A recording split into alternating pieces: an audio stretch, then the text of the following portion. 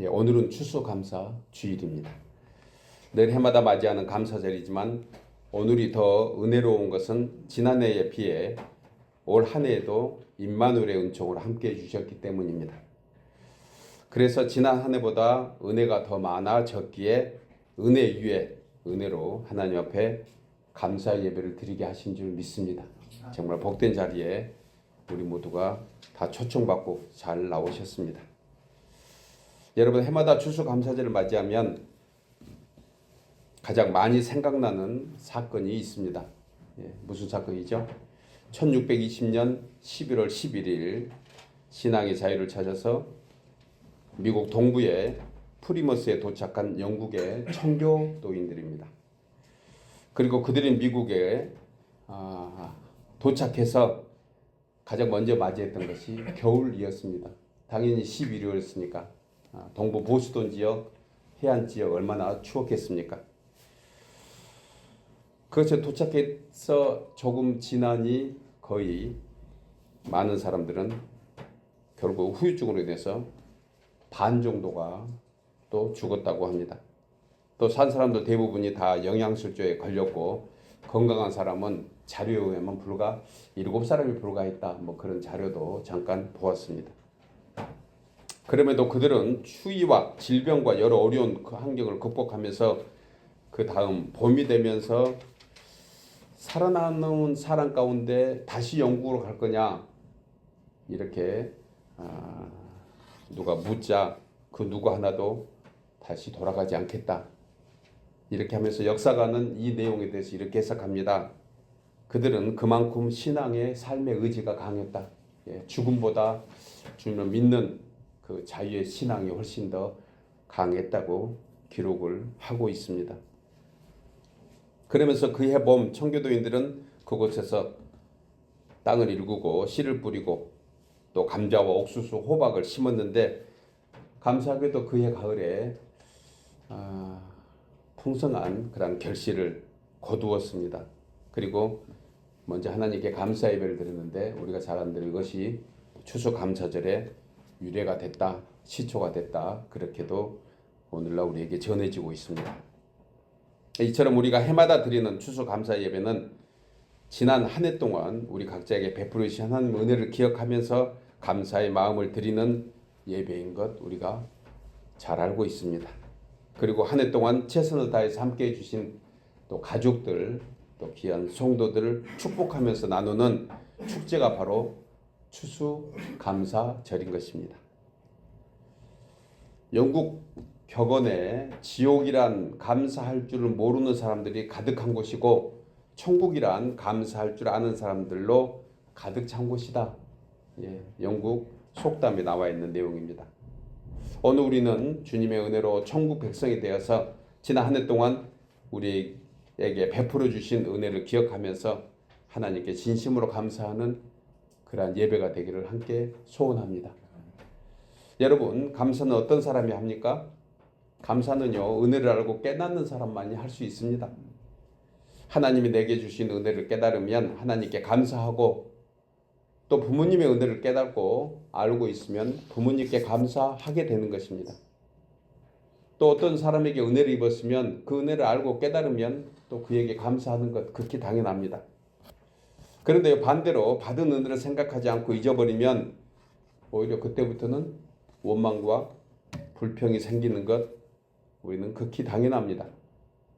그래서 신기한 것은 사람이 감사합니다 라는 말을 들으면 누구나 기분이 나빠집니까? 좋아집니까?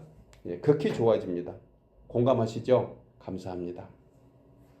여러분, 감사합니다 라는 말을 하면 먼저 우리 자신의 몸이 반응을 한다고 합니다.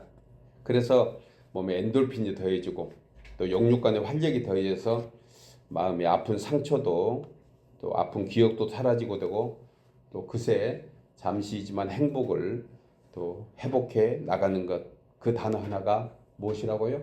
감사합니다 입니다. 뿐만 아니고 감사하면 감사하는 일이 더해집니다. 이것이 성경이 우리에게 얘기하는 진리입니다. 세상을 사는 순리이고 세상에 사는 도리가 바로 감사를 감사로 보응하는 것, 보응 대답하는 것. 이것이 바로 하나님 앞에 사는 우리의 모습인 것입니다. 그래서 감사하는 마음으로 예배할 때 하나님께서 더 기뻐하신 줄 믿습니다. 다윗은 시편 50편 23절에서 이 말씀을 합니다. 감사로 제사를 드리는 자가 나를 영화롭게 하나니 그 행위를 옳게 하는 자에게 내가 하나님의 구원을 보이로다. 아멘이죠.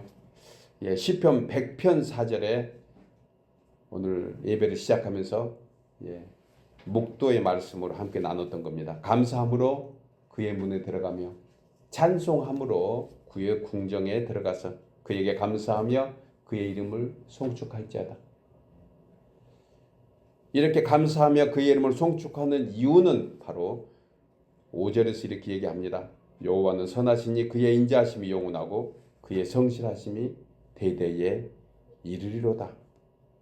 우리에게 선하신 하나님이 오늘 이 날까지 그렇게 해주고 계신 줄 믿습니다. 그러므로 여러분, 감사는 하나님을 영화롭게 하는 찬송입니다. 가족과 성도된 우리가 행복과 기쁨을 나누는 축복의 통로가 감사인 줄 믿습니다. 올해도 추수감사절을 맞이하는 우리에게 하나님을 향한 성도의 감사는 어떤 것일까? 우리가 잘 알고 또 알고 있는 내용이지만 본문을 통해서 주의 은혜를 기억하여 감사하라 라는 제목으로 함께 생각하며 세 가지로 은혜를 나누려고 합니다. 첫째로, 주의 은혜를 기억하여 감사할 때 여호와 하나님을 찬양하는 것입니다. 나누어 읽겠습니다. 주의 은혜를 기억하여 감사할 때 여호와 하나님을 찬양하는 것이다. 본문 1절 이하에 여호와께 감사하고 그의 이름을 불러 아뢰며 그가 하는 일을 만민 중에 알게 할지어다. 그에게 노래하며 그를 찬양하며 그의 모든 귀한 일들을 말할지어다 라고 했습니다. 자, 본문 1절에 명령으로 되어 있는 동사가 3개 나옵니다. 무엇입니까? 감사하라, 그리고 이름을 불러라, 그리고 알게 하라입니다. 4절까지 학대해서 보면은요, 한 10개 정도의 명령형 동사가 나옵니다.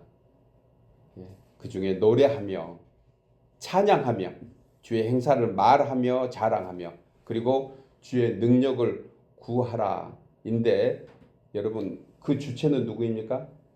바로 하나님이십니다. 그리고 거기에 따르는 주의 백성들이 이것을 해야 한다고 말씀하고 있습니다. 여러분, 시인이 하나님께 베푸는 은혜를 기억하여 생각해 보니까 참으로 헤아릴 수 없는 감사의 일들이 많이 생겼던 것을 보게 됩니다. 시편 145편이 이 내용을 말씀하는데 첫 소절인 1절이 왕이신 나의 하나님입니다. 왕이신. 그리고 내가 주를 높이고 영원히 주의 이름을 송축하리이다.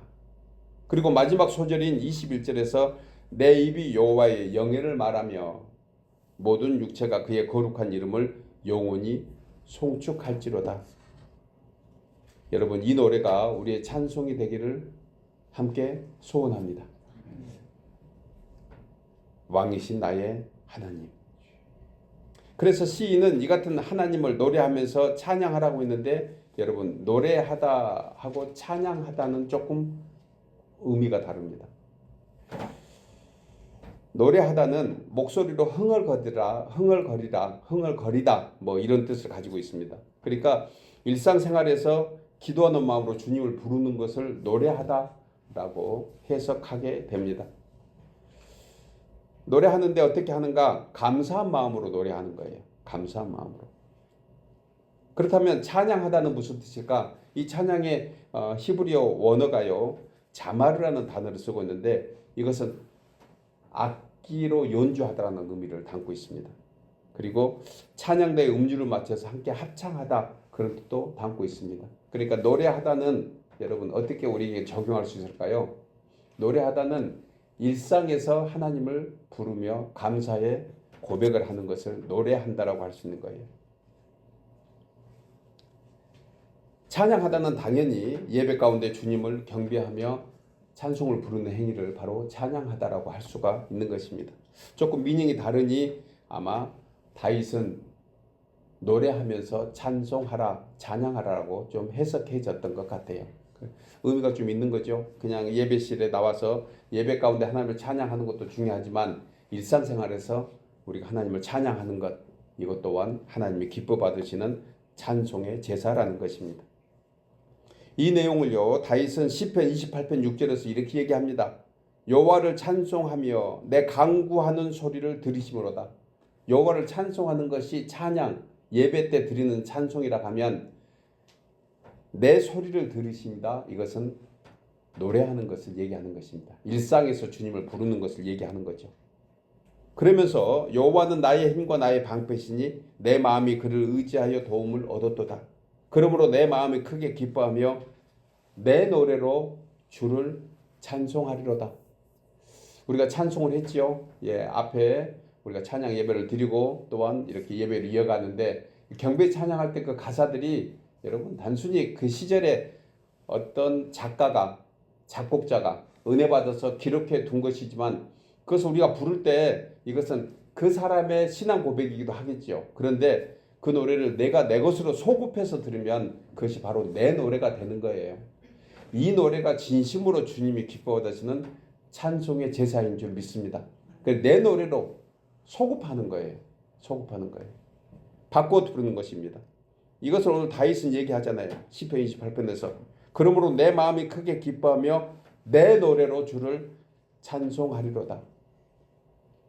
다윗처럼 진정한 찬양은 하나님께 힘과 정성과 뜻과 마음을 다하여 노래하고 주께로 받은 은혜를 기억해서 내 삶의 현장에서 역사하시고 도우시는 하나님을 찬송하는 것이 진정한 찬양인 줄 믿습니다.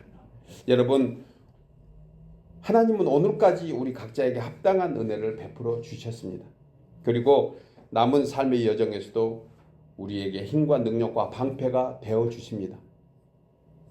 이 사실을 믿고 고백하는 것이 바로 내 노래입니다.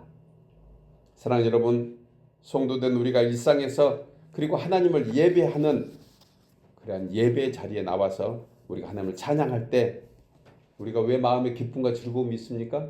하나님의 영광이, 하나님의 놀라운 권능이, 또 하나님이 이제껏 우리를 도우셨던 것을 기억하게 하셔서 우리 마음에 즐거움과 감사가 돼서 다시 한번 주님을 찬양하니 그 하나님께서 은혜를 더해 주시고 또 하나님과 함께 우리가 남은 삶 가운데 주님을 찬양하며 높여드리는 그러한 주의 자녀가 됨을 우리가 다시 한번 감사함으로 나가야 할 줄 믿습니다. 두 번째로 주의 은혜를 기억하여 감사할 때 여호와 하나님을 자랑하는 것입니다. 나누어 읽겠습니다. 주의 은혜를 기억하여 감사할 때 여호와 하나님을 자랑하는 것입니다. 본문 3절 이하에 그의 거룩한 이름을 자랑하라. 여호와를 구하는 자들은 마음이 즐거울지로다. 여호와 그의 능력을 구할지어다. 그의 얼굴을 항상 구할지어다. 본절에서 자랑하다, 이것은요 빛내다, 찬양하다는 의미를 담고 있습니다. 그러니까 본절이 자랑하다와 찬송은 같은 맥락 속에 있는 것입니다. 조금 시인은 이것을 좀 나누어서 디바이드해서 아마 이렇게 표현을 하고 있다고 해도 될 것 같습니다. 그래서 하나님의 이름을 자랑하는 것과 빛내는 것과 찬양하는 것은 사실 다 동의어로 되어 있는 것입니다. 여러분, 성도된 우리가 본질적으로 구해야 하는 것은 무엇일까요? 본질적으로 구해야 되는 것은요, 여호와 하나님만 구하면 됩니다. 여호와 하나님만 구하면 되는 거예요. 그래서 이것을 강조하는 것이 우리 주 여호와를 구하라라고 얘기합니다. 또한 본문 4절의 말씀대로 주님만이 우리의 능력이시며 구원이 되는 것을 확신하고 구하라는 거예요. 이것이 우리의 믿음이 되는 것입니다.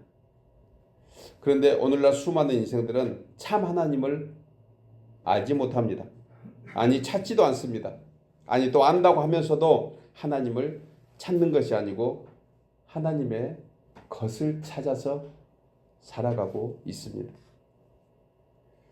하나님의 것인 줄 어떻게 알 수 있는가? 그것은 내 뜻대로 구하는 것이에요. 하나님을 구하는 것은 하나님의 뜻대로 구하는 것인데, 바꿔 말하면 하나님을 구하는 것인가 하나님의 것을 구하는 건가, 이것은 우리의 신앙에 상당히 중요한 포인트가 되는 것입니다. 그래서 하나님의 것을 구하는 사람들은 잠시 기쁨과 즐거움이 있어도 여러분 영원한 기쁨과 참된 감사는 누리지 못하게 되는 것입니다. 성경에 보면 하나님은 홀로 영광을 받으시기를 원한다고 했습니다. 여기서 홀로 영광을 받으신다는 것은 오직 하나님만이 영광이 되기를 원하신다는 뜻이에요. 하나님만이. 그런데 믿는 성도라 하면서도 하나님을 구해야 되는데 하나님의 것을 구하니 하나님의 영광이 그 안에 머물지 못하는 것을 우리에게 말씀합니다. 이사야 선지자는 이 내용을 이사야서 43장 21절에서 이 백성은 내가 나를 위하여 지었나니 나를 찬송하게 하려 함이라. 이 내용은 하나님만을 찬송하게 하려 함이라고 합니다. 따라서 인생들은 당연히 하나님만을 찬송하며 하나님만을 자랑해야 될 줄 믿습니다. 그러니까 하나님을 구하면 나머지는 종속적으로 다 따르게 해준다는 거예요. 이것이 산상수훈에서 마태복음 6장에서 얘기한 내용 아닙니까? 너희는 먼저 그의 나라와 그의 의를 구하라. 그러면 이 모든 것이 더해지리라. 그런데 오늘날 사람들이 진심으로 참되신 주 하나님 예수 그리스도를 찬송하고 있는 것일까? 여러분, 우리는 그렇지 않는 부분을 또한 어떤 자료를 통해서 알게 되는데 오늘날 지구촌의 인구가 얼마나 될까? 자료에 하면은요 한 80억 된다고 합니다. 그런데 이 80억 인구 중에 진짜 하나님만을 찬양하는 그러한 하나님의 백성들 얼마나 될까? 소수인 것입니다. 자료에 의하면 뭐 10명 중에 1명 정도. 이 통계는 사실 영적인 것이고 내적인 거라 뭐 정확하다 할 수는 없지만 최소한 그들은 차차하고 오늘 함께 예배하는 여러분들의 찬송은 진심으로 어디에 있습니까? 그야말로 하나님만 찬양하고 있습니까? 하나님을 진심으로 왕으로 영접하고 하나님을 높여 드리고 있는지 우리 다시 한번 우리 스스로 생각을 해보면 좋겠습니다. 여러분, 하나님을 자랑하면 하나님도 우리를 자랑합니다. 하나님께서 천사들 앞에 맹세하듯 하신 말씀이 바로 그것입니다. 우리가 세상 사람 앞에 하나님을 자랑하면 그 언젠가 하나님 앞에 섰을 때 하나님께서 우리를 천사들 앞에서 자랑하시겠다는 거예요. 누가복음 12장 8절이 이 말씀을 하고 있습니다. 누구든지 사람 앞에서 나를 시인하면 인자도 하나님의 사자들 앞에서 그를 시인할 것이요 사람 앞에서 나를 부인하는 자는 하나님의 사자들 앞에서 부인을 당하리라. 예수님께서 직접 하신 말씀입니다. 이 말씀 우리가 마음에 좀 새겨두면 좋겠습니다. 우리가 하나님을 자랑하면 우리 인생이 하나님 앞에 자랑거리가 될 줄 믿습니다. 여러분, 거룩한 은혜를 입은 성도만이 거룩하신 하나님을 찬양하고 기뻐하며 자랑할 수 있는 것입니다. 이것이 얼마나 감사하는 일인지 모릅니다. 우리가 한 절 한 절을 찬양하고 있지만 그 찬양의 한 소절 한 소절을 우리가 불러나갈 수 있다는 이것 자체가 정말 복된 인생이라는 증거입니다. 이런 은혜를 기가 막힌 은혜다 어떤 분이 표현했는데 참 의미가 있습니다. 기막힌 인생 가운데 사는 우리가 바로 하나님을 찬양하는 그런 거룩한 백성이 된 것입니다. 여러분, 기가 막힌 은혜, 이게 무슨 뜻인지 아십니까? 뭐 의미적으로는 다 알고 있겠지만 우리 각자에게 베푸신 은혜인데 믿기 어려운 상황이나 큰 어려움 속에서 알게 모르게 받아 누리는 하나님의 특별한 도우심의 은총을 아는 사람이 받는 은혜다. 이렇게 해석을 하던 글을 잠깐 보았습니다. 그래서 기가 막힌 은혜를 입고 사는 사람이야말로 천하의 어떤 복을 받는 사람보다 더 복덩어리다. 제가 이렇게 잠시 해석을 해보았습니다. 여러분들이 바로 복덩어리입니다.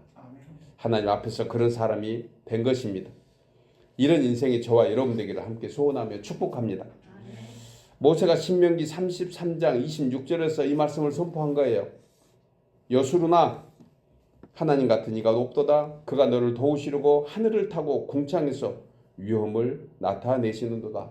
이렇게 말씀하시면서 영원하신 하나님이 너의 처소가 되시니 그의 영원하신 팔이 내 아래에 있도다. 그가 내 앞에서 너의 대적을 쫓으시며 멸하라 하시도다. 그래서 너는 행복한 사람이로다. 아멘이죠. 여러분들은 행복하신 사람들입니다. 여러분, 이 놀라운 언약을 붙잡고 믿는 사람만이 참으로 행복하고 복된 감사로 살아가는 것은 바로 은혜가 더해지고 복이 더해지고 감사 위에 감사가 더해지기 때문입니다. 또한 이 같은 성도가 하나님을 자랑할 수 있는 것입니다. 이처럼 일상에서 하나님을 자랑하고 하나님을 감사의 가장 영광으로 생각하고 사는 성도, 이 사람이 바로 복음을 전하는 사람입니다. 여러분, 복음은 말로 전하는 것이 아니고 능력이 있다고 있습니다. 우리가 감사하고 있고 감사하는 말을 자주 할 때 그 어떤 무사람이 어떻게 감사할 수 있냐고 묻는 것입니다. 그때 바로 하나님을 자랑하십시오. 예수님 안에서 살기 때문에 감사하게 되는 것입니다. 내가 비록 세상적으로 나타낼 것은 없다 할지라도 주 안에 살고 있다는 그 자체가 나에게는 감사의 조건입니다. 이렇게 자랑하는 주의 귀한 성도들 되어야 할 줄 믿습니다. 그래서 다윗은 시편 20편 7절에서 어떤 사람은 병거, 어떤 사람은 말을 의지하나 우리는 여호와 우리 하나님의 이름을 자랑하리로다. 오늘날 수많은 인생들이 자신의 병거와 말, 힘있고 능력있고 세상에 어떤 지위야 어떤 부자가 됐다는 것을 자랑할 수 있습니다. 그런데 저들의 자랑은 잠깐입니다. 인간적이고 세상적인 것은 잠시 자랑은 되지만 영원하지 못하기 때문에 그렇습니다. 그래서 사도 요한은 요한일서 2장 16절에서 이렇게 말씀합니다. 이는 세상에 있는 모든 것이 육신의 정욕, 안목의 정욕, 이생의 자랑이니 다 아버지께로부터 온 것이 아니요 세상으로부터 온 것이라 하면서 성경은 세상의 부귀영화는 바람과 같고 잠시 피다 마르는 꽃과 같다고 했습니다. 사랑하는 여러분, 성도들은 우리의 가치는 어디에 있습니까? 우리의 가치는 오직 하나님 안에 있습니다. 우리가 하나님을 높여드릴 때, 하나님을 존귀히 여기고 자랑할 때 우리 역시 존귀한 자가 되는 줄 다시 한번 믿음으로 생각하면서 이 세상의 것, 잠시 자랑하고 싶을 것이 있다 하더라도 그것을 주시는 하나님을 자랑하시기를 주의 이름으로 축복합니다. 그것이 바로 우리 삶의 목적이 되고 우리가 주님을 찬양하는 이유가 되는 줄 믿고 이 세상에 안개처럼 없어지는 것, 그것을 자랑하는 우리 되지 말고 영원히 함께 하시는 하나님 사랑해서 주님과 함께 살아가는 귀한 성도들 되기를 주의 이름으로 축복합니다. 마지막 세 번째로 주의 은혜를 기억하여 감사할 때 주의 자녀인 성도로 사는 것입니다.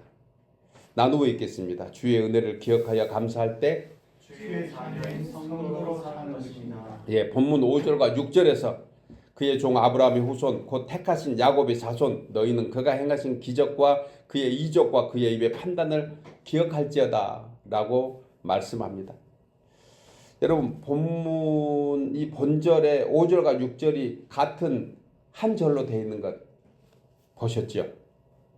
그런데요, 성경학자들은 5절과 6절을 나누어서 봅니다. 이렇게 같은 그 두 절이 같은 절 속에 있는 것들이 성경에 몇 가지가 있는데 이것을 해석할 때 뒤에 것이 앞으로 오고 앞에 것이 뒤로 가는 것이 보편적인 학자들의 해석입니다. 그래서 원문을 따라서 나누어 보면은요, 5절이 후반절의 내용이 되네요. 너희는 그가 행하신 기적과 그의 이적과 그의 입의 판단을 기억할지어다. 이것이 5절로 속해질 수 있다고 하면 6절은 그의 종 아브라함의 후손이여 곧 택하신 야곱의 자손이여가 되는 것입니다. 이 말씀은요, 시인이 이 말씀을 인용하게 된 것은 역대상에서 한 거예요. 역대상 16장에. 역대상 16장에 있는 구절인데 하나님이 행하신 기적과 놀라운 이적 그리고 주님의 공의로우신 판단을 잊지 말고 기억하다가 바로 이 내용의 주제입니다. 여러분, 이렇게 나누어 보면 이 시의 말씀을 듣고 아는 사람이 바로 아브라함의 자손이 되는 것이에요. 택하신 야곱의 자손이 됩니다. 무엇보다 야곱의 자손 이스라엘이 하나님의 백성이 된 것은 저들이 무슨 선한 일을 한 것이 아니에요.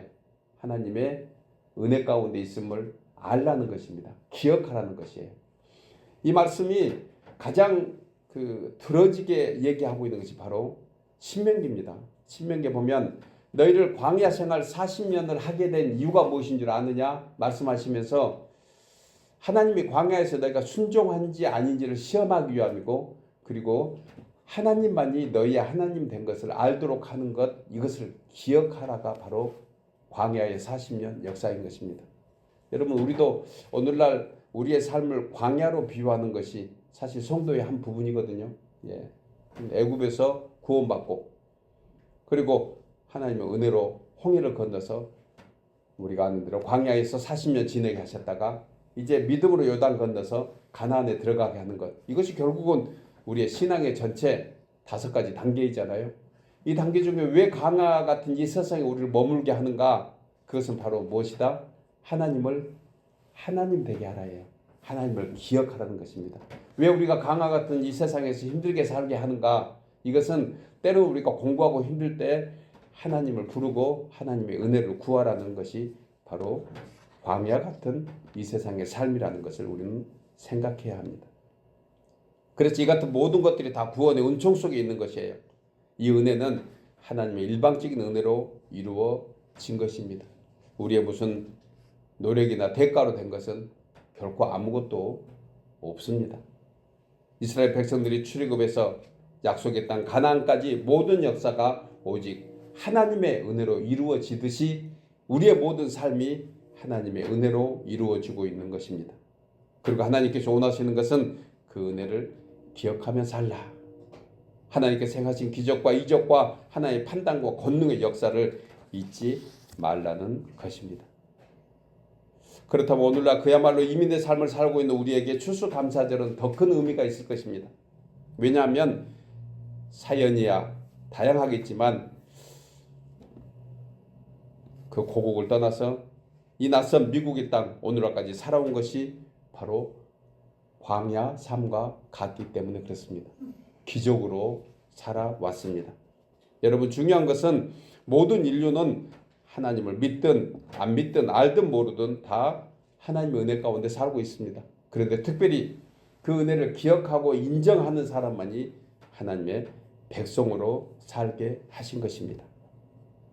불신자들은 이런 것을 모르는 사람을 불신자라고 얘기합니다. 알면서도 하나님의 은혜를 잊어버리면 그가 또한 불신자라고 해도 과언이 아닐 것입니다. 여러분, 성경은 이런 인생에 대해서 청함을 받았으나 택함을 잊지 못했다고 했습니다. 이 내용은 천국 잔치에 초대는 받았으나 그 안에 들어와 하나님의 자녀로 누릴 자격이 없다는 그러한 내용인 것입니다. 이 말씀은 오늘날 우리에게 적용한다면 믿는다 하는 사람 중에서도 자신이 필요하면 하나님을 찾고 불러서 은혜 가운데 자신의 목적이 해결되고 나면 그 받았던 은혜를 다 잊어버리면 그것은 바로 하나님의 자녀라 할 수 없는 것을 얘기하는 것입니다.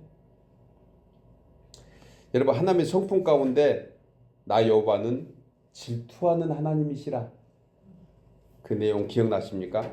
예, 구약 성경에서만도 한 20회 가까이 그 얘기합니다. 질투하는 하나님이시라. 대표적인 말씀이요, 십계명에서 이 말씀을 합니다. 십계명.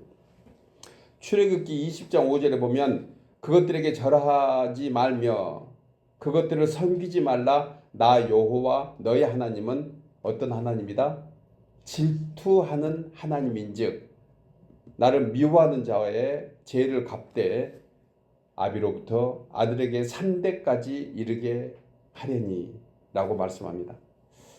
출애굽한 이스라엘 백성들이 우상을 섬기는 것을 주님은 용납하지 않겠다는 거예요.